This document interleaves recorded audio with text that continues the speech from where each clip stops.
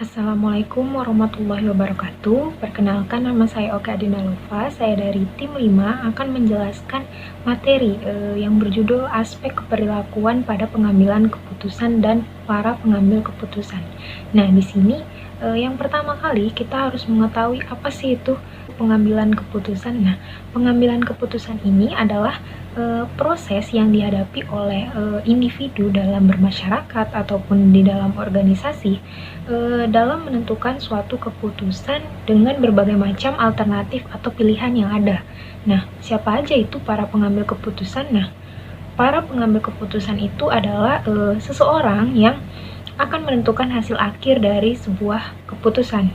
Bisa itu manajer, para pimpinan, ataupun para penentu keputusan lainnya. Nah, di sini kita harus tahu dulu, dalam pengambilan setiap keputusan oleh para pengambil keputusan, pasti dibutuhkan yang namanya analisis laporan keuangan yang menggambarkan keadaan yang sebenarnya. Dalam menganalisis laporan keuangan, tentu dibutuhkan analisis yang memang benar-benar mumpuni dalam menangani hal tersebut. Bisa dikatakan bahwa analisis yang benar-benar menguasai bidangnya masalah harusnya memiliki perilaku yang memang sesuai dan tidak boleh bertentangan dengan hal tersebut.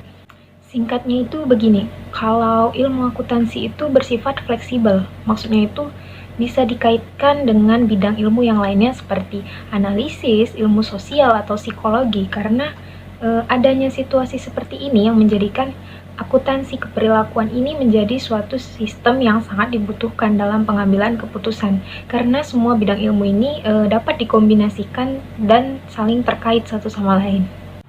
Nah, dari latar belakang yang sudah saya jelaskan tadi, kita juga harus mengetahui bagaimana sih proses atau langkah-langkah pengambilan keputusan itu.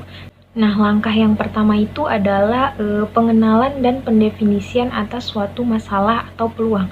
Di sini kita harus tahu dulu dan harus mengenal masalah apa yang terjadi di dalam sebuah perusahaan. Dan kita harus bisa tahu lebih dalam apa aja sih masalah yang ada gitu, sehingga langkah-langkah yang kita tentukan ke depannya itu sesuai dengan permasalahan yang ada.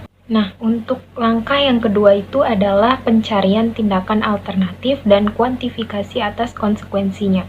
Yang pertama tadi kita udah mengenal masalah apa aja yang ada. Nah, selanjutnya kita mencari tindakan alternatif atau pilihan yang akan kita pilih untuk kedepannya dalam menyelesaikan suatu masalah. Nah, alternatif ini bisa kita dapat atas kesamaan kejadian di masa lalu dan tindakan apa yang akan kita ambil untuk kedepannya. Dan alternatif-alternatif tersebut dapat dievaluasi atau dipertimbangkan untuk dipilih dalam mencapai tujuan organisasi. Nah, dari sini kita masuk ke langkah yang ketiga, yaitu pemilihan alternatif yang optimal atau memuaskan. Nah, dari beberapa alternatif yang sudah kita tentukan di langkah nomor 2 tadi, saatnya kita memilih alternatif mana sih yang sesuai dengan jalannya tujuan perusahaan atau permasalahan yang terjadi di perusahaan tersebut. Nah, mana yang lebih baik, mana yang lebih sesuai gitu. Nah, setelah itu kita masuk ke langkah yang keempat, yaitu penerapan dan tindak lanjut, di mana alternatif yang sudah kita pilih tadi di langkah nomor 3 akan kita terapkan dan kita bakal laksanakan, dan kita tindak lanjuti dan dievaluasi juga bagaimana alternatif tersebut berjalan sesuai dengan tujuan perusahaan.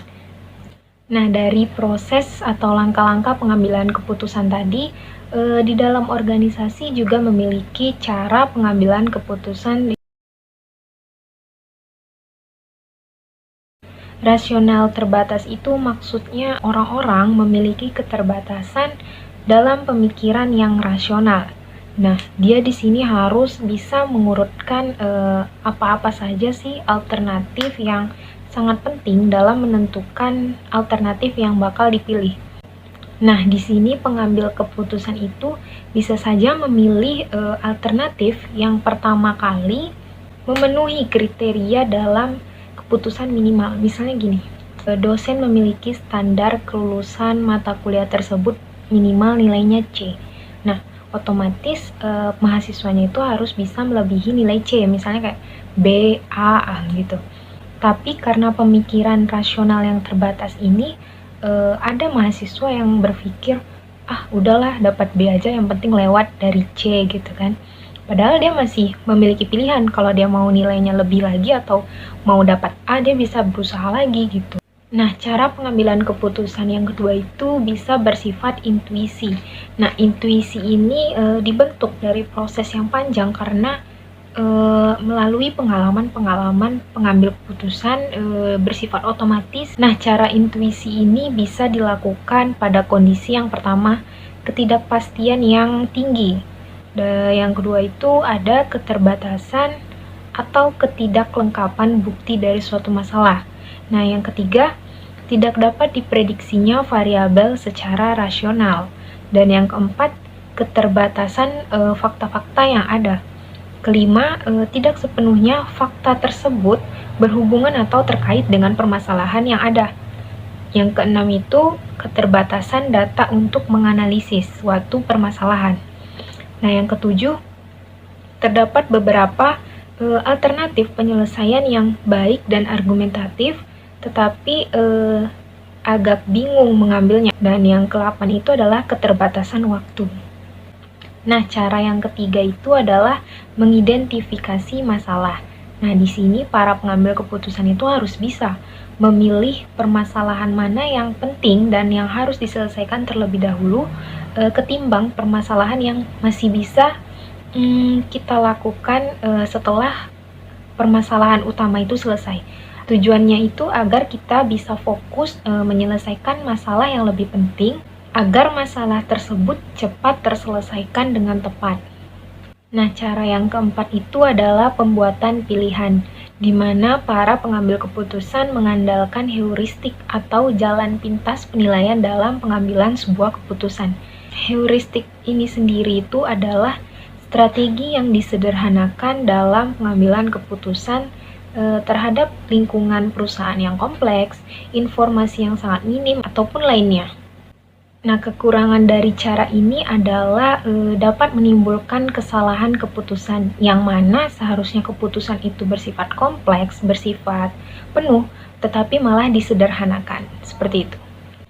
Nah, cara yang keempat itu ada perbedaan dari individu dalam gaya pengambilan keputusan.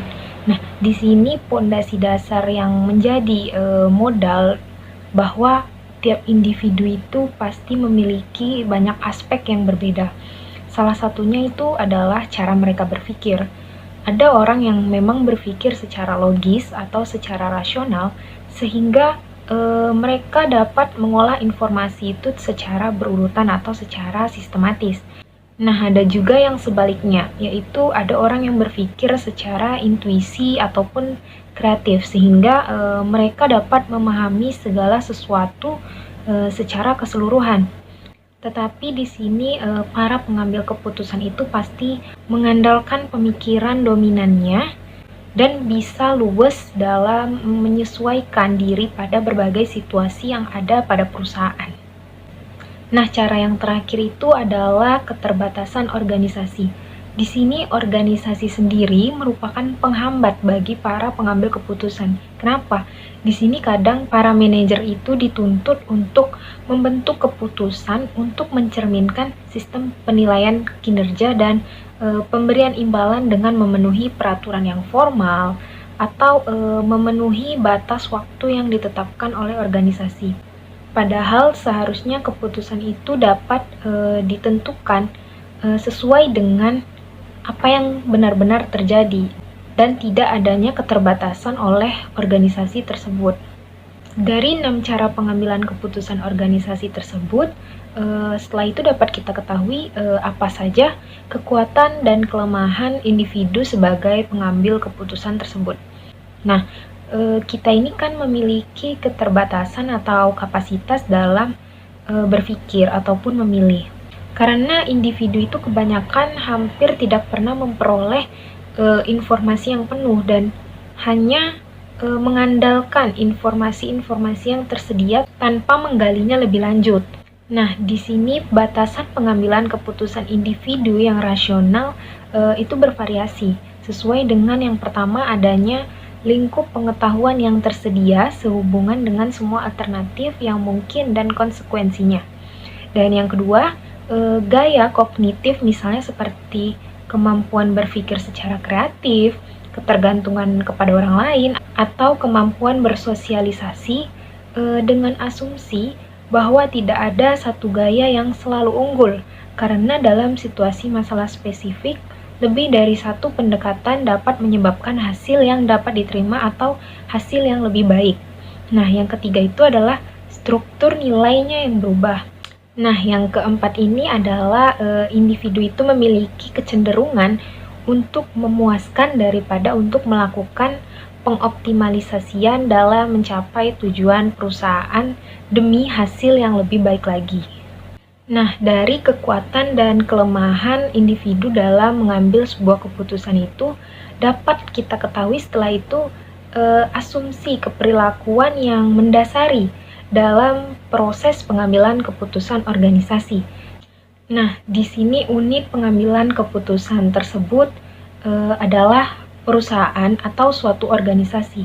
Karena perusahaan itu memiliki masalah yang lebih komplit atau lebih kompleks, dan masalah tersebut dalam perusahaan pasti memiliki banyak departemen, sehingga tiap departemen juga pasti memiliki masalah yang berbeda-beda. Nah, di sini masalah tersebut ada yang bersifat rutin, ada yang sesekali atau jarang begitu. Jadi di sini digambarkan ada 4 konsep dasar relasional sebagai inti dari pengambilan keputusan. Nah, yang pertama itu ada resolusi semu dari konflik. Suatu organisasi ini kan gabungan dari individu-individu dengan tujuan yang berbeda dan sering menimbulkan konflik karena mengambil keputusan yang melibatkan pemilihan atas satu alternatif yang sesuai dengan tujuan dan harapan secara keseluruhan. Maka dari itu, untuk menyelesaikan suatu konflik ini, sub-sub masalah itu atau bagian-bagian masalah itu ditangani pada saat yang berbeda, sehingga meminimalisir konflik-konflik yang ada. Nah, yang kedua adalah menghindari ketidakpastian. Pada saat pengambilan keputusan, organisasi pasti secara terus-menerus akan dihantui oleh ketidakpastian dari lingkungan internal maupun eksternal. Oleh sebab itu, nggak heran kalau pengambilan keputusan pada saat ini lebih mengorbankan waktu, tenaga, pikiran untuk mengambil keputusan dengan risiko yang minim dan meminimalisir ketidakpastian yang ada. Dan biasanya solusi yang ditawarkan itu melibatkan prosedur pengambilan keputusan secara statistik guna mendapatkan nilai yang diharapkan atas suatu kepastian tersebut. Yang ketiga itu ada pencarian masalah. Nah, elemen yang paling penting dalam proses pengambilan keputusan ini adalah penelusuran apa-apa saja tindakan alternatif dalam mengambil sebuah keputusan. Jadi, pencarian masalah itu merupakan proses menemukan suatu solusi atas suatu masalah tertentu atau sebagai suatu cara untuk bereaksi terhadap peluang. Nah, pencarian ini difokuskan pada satu tujuan tertentu. Tujuan tersebut bukanlah rasa ingin tahu yang semata-mata ingin memperoleh pemahaman saja, tetapi untuk mencari solusi atas masalah yang terjadi di dalam perusahaan. Dan yang keempat ada pembelajaran organisasi. Walaupun organisasi tidak mengalami proses pembelajaran seperti individu, organisasi itu bisa memperlihatkan perilaku adaptif dari karyawannya dengan belajar untuk mengurus bagian tertentu dari lingkungan tersebut. Nah, di sini hal ini berlaku yang mana alternatif itu akan dipertimbangkan dan juga bisa berubah ketika organisasi mengalami kegagalan dengan alternatif yang telah dipilih sebelumnya gitu. Jadi menjadi pembelajaran bagi organisasi tersebut dalam mengambil alternatif yang lebih baik untuk kedepannya. Nah, di sini yang perlu diingat, yang paling terpenting itu adalah manusianya dan bukan organisasi atau perusahaan. Dari langkah awal mendefinisikan sebuah masalah, dari pemilihan alternatif-alternatif, terus menentukan alternatif yang tepat dan menjalankannya, itu semua manusia yang bertanggung jawab, bukan organisasinya. Seperti yang saya jelaskan sebelumnya, bahwa organisasi atau perusahaan itu hanya sebatas unit pengambilan keputusan, dan yang mengambil keputusan itu adalah manusianya itu sendiri. Dari asumsi keperilakuan yang sudah dijelaskan tadi, selanjutnya bagaimana sih peran kepribadian dan gaya kognitif dalam pengambilan suatu keputusan? Nah, perbedaan psikologi individu itu terbagi dalam dua kategori, yaitu pertama kepribadian dan yang kedua ada gaya kognitif. Kepribadian ini sendiri mengacu pada sikap atau keyakinan individu, sementara gaya kognitif mengacu pada cara atau metode di mana seseorang menerima, menyimpan, memproses, serta meneruskan informasi yang dimiliki. Di mana dalam situasi pengambilan keputusan ini, antara kepribadian dan gaya kognitif itu saling berinteraksi atau saling mempengaruhi, baik menambah maupun mengurangi dampak dari informasi akuntansi yang ada. Nah, dari dampak informasi akuntansi tadi, kita juga harus mengetahui apa sih perannya informasi akuntansi dalam pengambilan keputusan. Keputusan ini kan mempengaruhi kejadian atau tindakan di masa yang akan datang. Sedangkan informasi akuntansi ini memfokuskan pada peristiwa-peristiwa di masa lalu, karena laporan akuntansi kan laporan periode yang sudah berjalan sebelumnya. Jadi, tidak dapat mengubah kejadian atau dampaknya kecuali jika hal itu dilakukan melalui proses pengambilan keputusan untuk kejadian di masa depan beserta risiko dan konsekuensinya. Nah, oleh karena itu pengambilan keputusan dan informasi mengenai hasil kinerja akuntansi berfokus pada periode waktu yang berbeda, yang satu berfokus pada masa depan dan yang satu berfokus pada masa lalu atau yang sudah lewat, maka keduanya itu hanya bisa dihubungkan oleh fakta bahwa proses pengambilan keputusan menggunakan data akuntansi tertentu yang dimodifikasi selain informasi non-keuangan. Dari materi yang sudah saya jelaskan tadi, dapat ditarik kesimpulan bahwa salah satu masalah yang akan dihadapi oleh suatu organisasi atau perusahaan adalah dalam pengambilan suatu keputusan. Keputusan yang diambil akan sangat mempengaruhi kegiatan operasional organisasi atau perusahaan tersebut. Keputusan yang diambil secara asal atau tanpa pertimbangan dari informasi yang akurat atas masalah yang akan diambil keputusannya akan menjadi penyimpangan dalam pengambilan keputusan. Nah, penyimpangan yang terjadi berdampak pada risiko yang akan dihadapi ke depannya. Agar tidak terjadinya penyimpangan dalam pengambilan keputusan, seorang pengambil keputusan atau manajer dan pimpinan harus mengetahui apa saja faktor-faktor yang menyebabkan terjadinya penyimpangan dalam pengambilan keputusan. Setelah diketahuinya faktor tersebut, diharapkan kepada pengambil keputusan untuk dapat menghindari atau meminimalisir terjadinya penyimpangan dalam pengambilan sebuah keputusan. Sekian presentasi dari saya. Apabila ada kesalahan ataupun kekurangan, saya mohon maaf. Wabillahi taufiq wal hidayah. Wassalamualaikum warahmatullahi wabarakatuh.